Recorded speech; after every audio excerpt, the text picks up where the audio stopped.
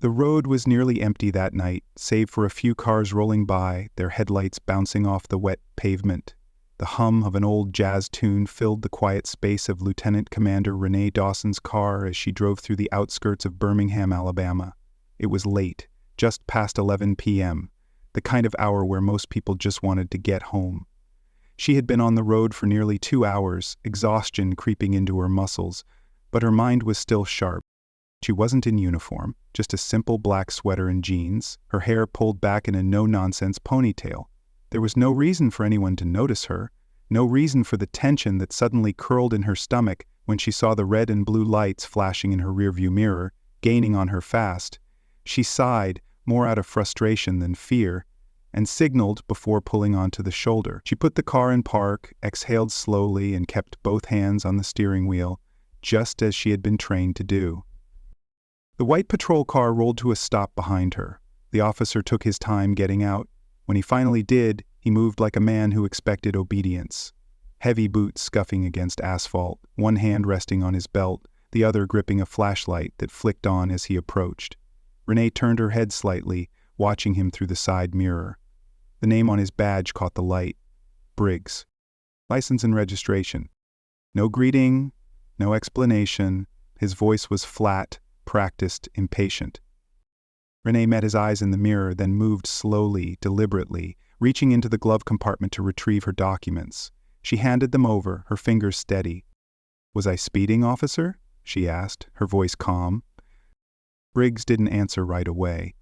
He held her papers just out of reach, his eyes scanning her car. "Tail lights out," he finally said. Renee frowned. "That can't be right." Briggs' gaze snapped back to hers, his expression unreadable. "Are you arguing with me?" A beat of silence passed. Renee felt the shift, the invisible line where power met resistance. She had seen it before, in military briefings, in training drills designed to prepare officers for the reality of the world outside the Navy. She had learned not to push, but she also knew her rights. "I'm just saying," she replied, voice measured. "My tail lights were checked a few weeks ago, but if there's an issue, I can..." "Step out of the car." The words cut through the night air like a blade. Renee's fingers tapped lightly against the steering wheel. No witnesses, no backup, just her and a cop who already made up his mind about how this was going to go. She inhaled deeply, then reached for the door handle. "Mind telling me why?" Briggs tilted his head slightly, smirking. "Because I said so." The moment the cold steel of the handcuffs locked around her wrists, Renee Dawson knew exactly what was happening. It wasn't fear that gripped her. It was frustration, the kind that settled deep in her bones, heavier than exhaustion. She had been here before, in different ways, in different places. She had faced real danger, had trained for moments where her life was truly on the line. But this was something else. This was manufactured power, a man with a badge using it as a weapon simply because he could. Sergeant Briggs shoved her forward, his grip on her arm unnecessarily tight, the smugness in his voice unbearable. "You don't know what you're doing," she murmured, more to herself than to him. Briggs chuckled. "Lady, I know exactly what I'm doing." No, he didn't. Rennie sat rigid in the back seat of the patrol car, wrists burning against the too tight cuffs, eyes fixed on the flashing red and blue lights reflecting off the wet road. He thought she was just another black woman he could intimidate, another person who would fold under the weight of his authority, who would panic, who wouldn't fight back. Not the way she knew how. She had spent years in combat drills, had led high-stakes operations, had sat across from men who had every intention of seeing her fail, and yet she never had. She knew when to push and when to wait. So she waited. The station was nearly empty when they arrived, the fluorescent lights casting a cold glow over peeling walls and worn-out desks. Briggs strutted through processing, pushing her along with a self-satisfied smirk. The indifference in the room was suffocating. The officers at the desk barely looked up, their hands moving mechanically through the motions, fingerprints, mugshot, paperwork. It was a routine they had done 1,000 times before. Just another arrest, just another person processed. Except this wasn't just another arrest, and Renee Dawson wasn't just another person. The metal bars of the holding cell slammed shut behind her. The room was small, cold, and reeked of old sweat and stale coffee. Renee exhaled slowly, letting the breath steady her. Control the breathing, control the mind. That's what they had drilled into her at the academy. That's what had kept her steady in places where people didn't come back. Heavy footsteps. She knew it was him before she even looked up. Briggs leaned against the bars, his smirk still there, but thinner now, less certain. "Comfy?" She didn't answer. He stepped closer. "You know, if you had just played along, you wouldn't be in here right now." A slow smile tugged at the corners of her lips. "Oh, I'm exactly where I need to be." For the first time, his expression faltered. Just a flicker, a moment of doubt, and then, "Sir Church." A younger officer approached, shifting nervously on his feet. He held a clipboard in one hand, his other gripping the edge of his belt like he wasn't sure what to do with it. We got a call." Briggs barely looked at him. The officer hesitated, lowering his voice. "You might want to take this."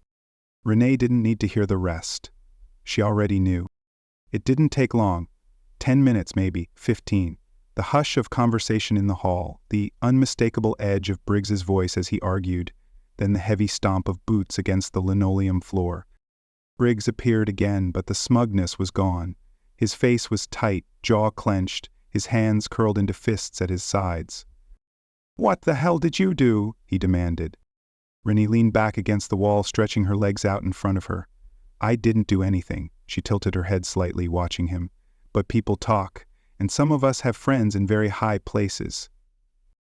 His face darkened. He turned sharply on his heel, disappearing down the hallway. Renee closed her eyes for just a second, inhaling deeply. It wouldn't be long now.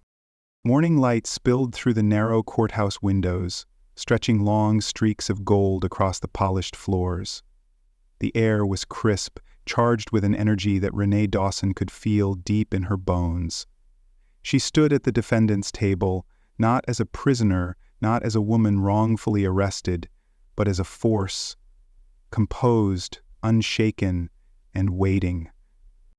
She wasn't in cuffs anymore, no cold metal biting into her wrists, no fluorescent holding cell walls pressing in around her. Today, she was dressed in a navy blue blazer, a simple blouse, her posture commanding attention without effort. Beside her, Carla Whitman, her attorney, flipped through a stack of papers, her movements efficient and practiced. There was no small talk, no wasted glances. Renee liked that. Then the heavy wooden doors at the back of the courtroom swung open, and he walked in. Sergeant Briggs still carried himself like he owned the room, shoulders squared, chin slightly lifted. But there was something different now. A stiffness in his step. A flicker of something in his expression that hadn't been there before. Hesitation. Uncertainty. His eyes met Renee's for the briefest second before he looked away.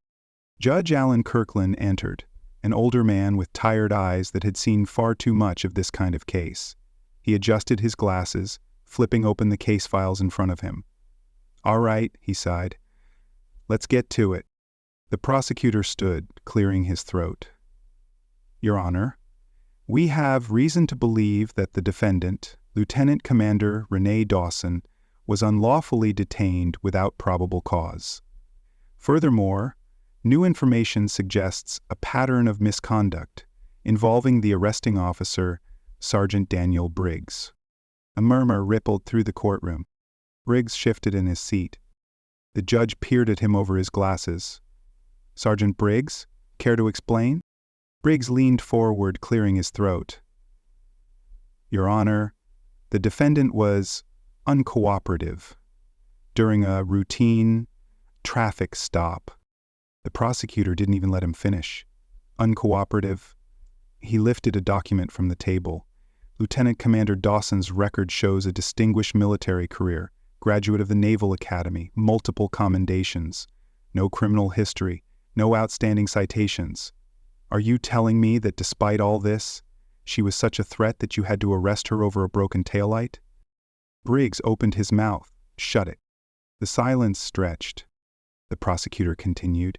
"Additionally, an internal review of Sergeant Briggs' arrest history shows a disproportionate number of traffic stops involving black drivers in this district. The murmurs in the courtroom grew louder. Briggs' face darkened. Judge Kirkland exhaled, setting his file down with a sigh. "Sergeant, I don't like what I'm hearing." Briggs clenched his jaw. She resisted. The prosecutor raised an eyebrow. "The body cam footage says otherwise." A screen lowered at the front of the courtroom. A video began to play. Renee didn't turn to watch it. She didn't need to. She had lived it. Briggs' sparking orders, her calm voice, his unnecessary escalation, the smug way he tightened the cuffs around her wrists. When the footage ended, the room was dead silent. Judge Kirkland leaned forward, steepling his fingers. "Sergeant Briggs, you violated protocol, you conducted an unlawful arrest, and you failed to report the full details in your initial statement." Briggs opened his mouth, but the judge wasn't done.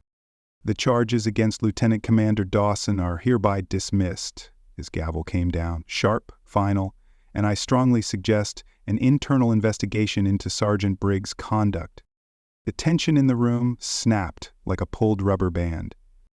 Briggs looked like he had been punched in the gut. His face flushed red, hands clenched into fists at his sides.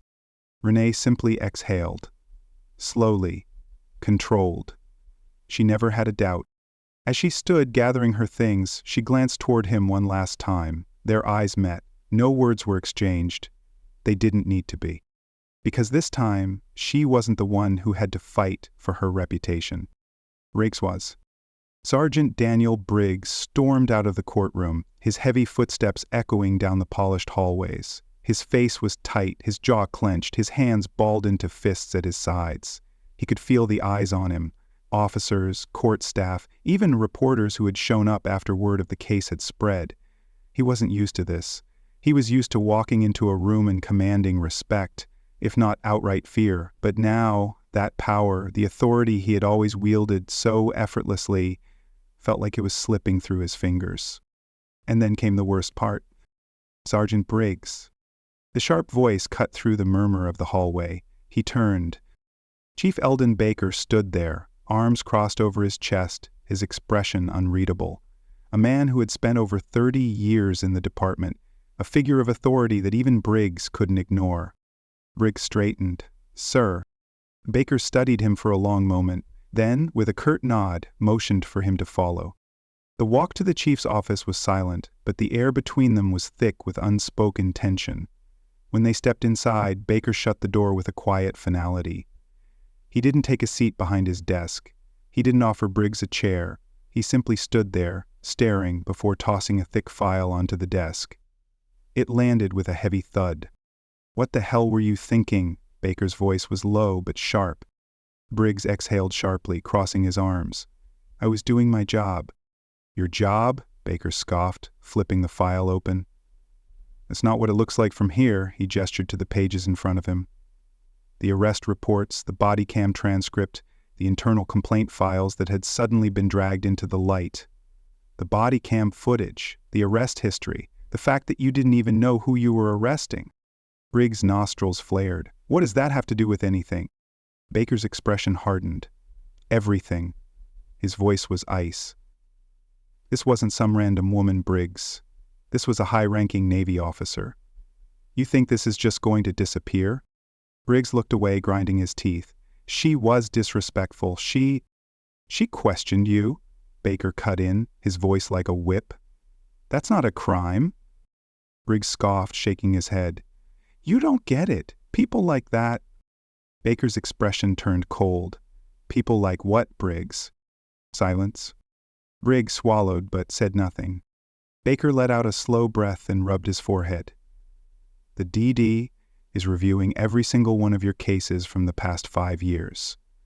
You've been flagged for racial profiling. And you better believe this department isn't going down with you." Briggs felt his stomach twist. "What does that mean?" Baker straightened, his tone final. "It means you're being put on immediate suspension, effective now.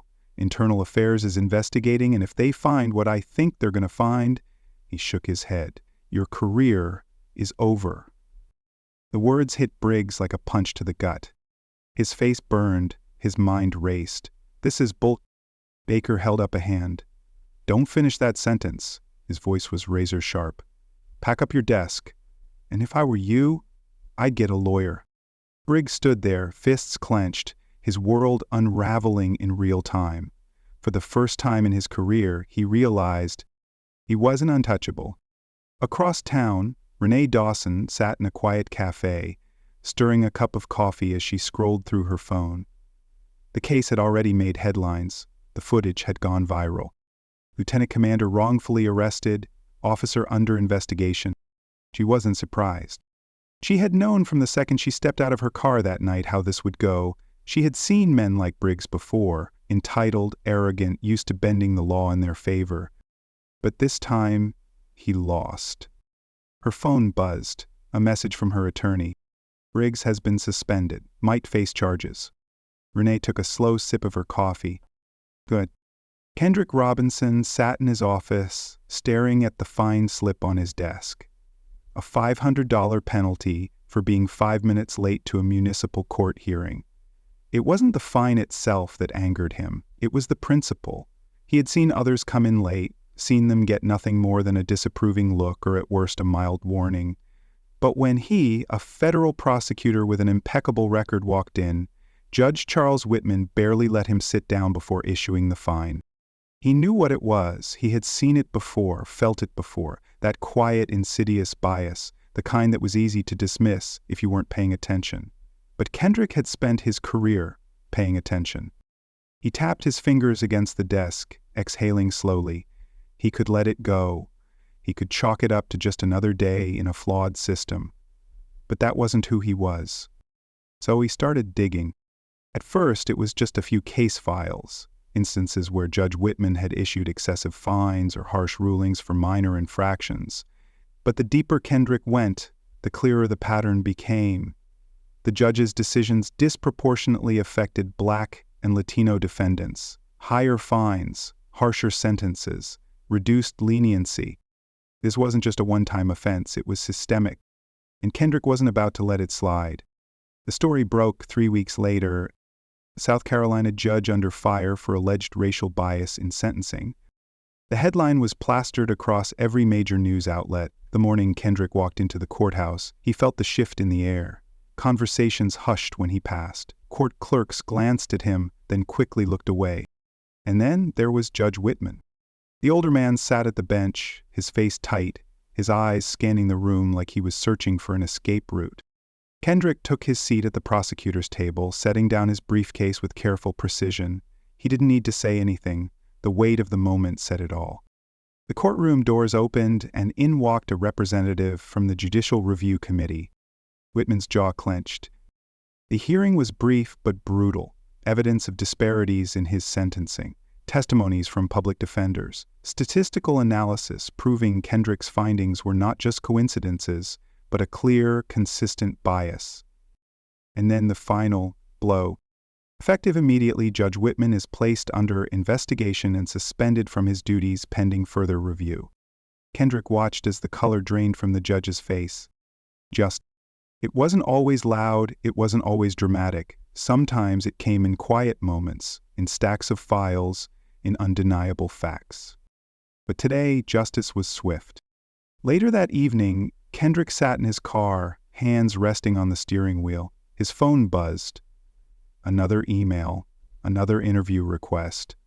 The case had gone national. People were talking. The Department of Justice had taken notice. He let out a slow breath. This was bigger than him now, bigger than a single fine, bigger than one corrupt judge. This was about change. And Kendrick Robinson wasn't done yet. The grocery store was quiet that afternoon, the kind of quiet where the hum of the overhead lights and the occasional squeak of a cartwheel filled the space between people. Darryl moved down the aisle at an easy pace, scanning the shelves, reaching for a loaf of bread. Just another day, just another errand. Then he heard it. She's lucky they even let her work here. The words weren't meant for him, but they hit just the same.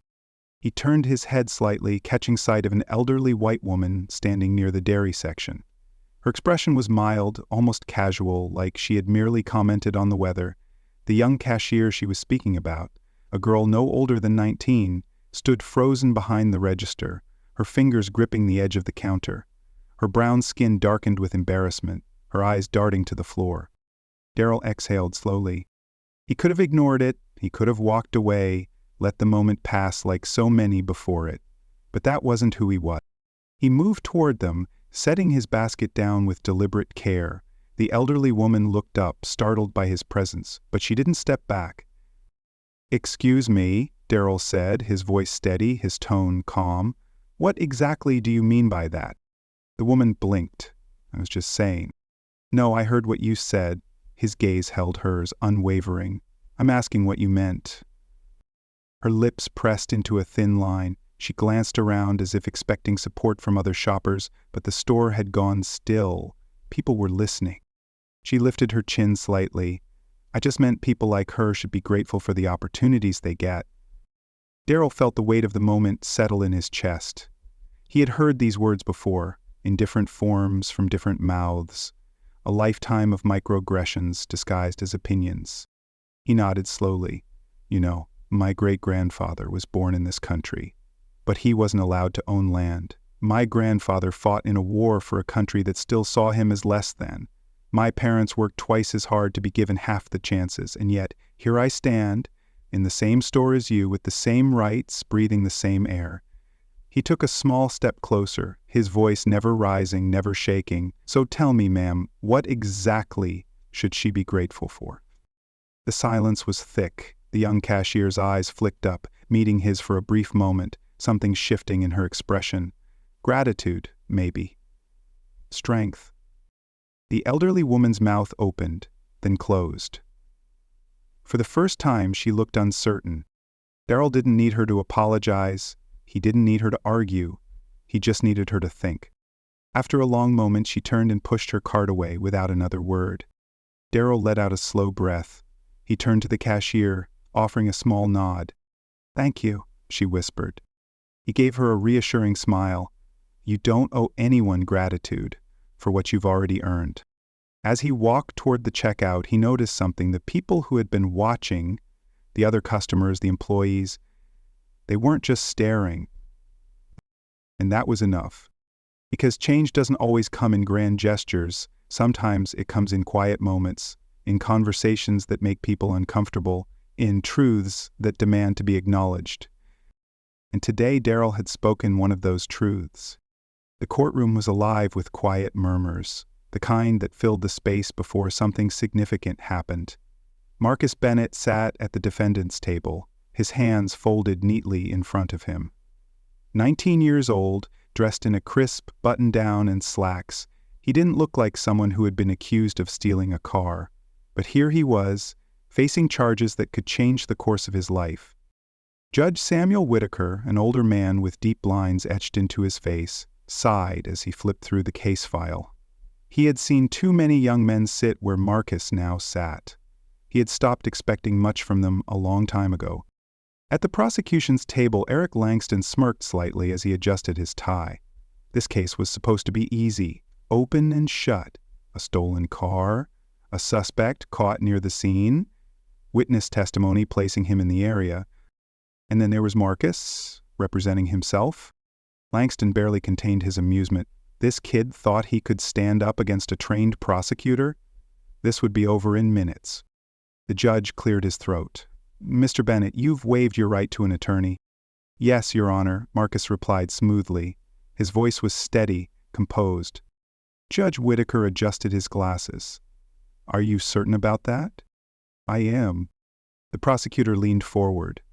"Your Honor, given the defendant's inexperience, I would be happy to extend a plea deal." He turned to Marcus. 3 years, reduced to 1 with good behavior. It's the best offer you'll get." Marcus tilted his head. "You mean you thought this case would be over in 5 minutes, and now you want to rush me into a plea?" Langston blinked. A ripple of interest moved through the courtroom. The judge arched an eyebrow. "Mr. Bennett, do you wish to proceed with your defense?" "Yes, Your Honor." "Then let's begin." Langston stood first, delivering his argument with confidence. He painted Marcus as just another reckless teenager caught in the wrong place at the wrong time. He leaned on the witness testimony, the officer's report, and circumstantial evidence. Then it was Marcus's turn. He stood, buttoning his jacket before stepping toward the jury. His posture was natural, his presence undeniable. "Ladies and gentlemen," he began, his voice clear, "what you just heard was a well-rehearsed prosecution designed to make you see me as guilty before considering the facts."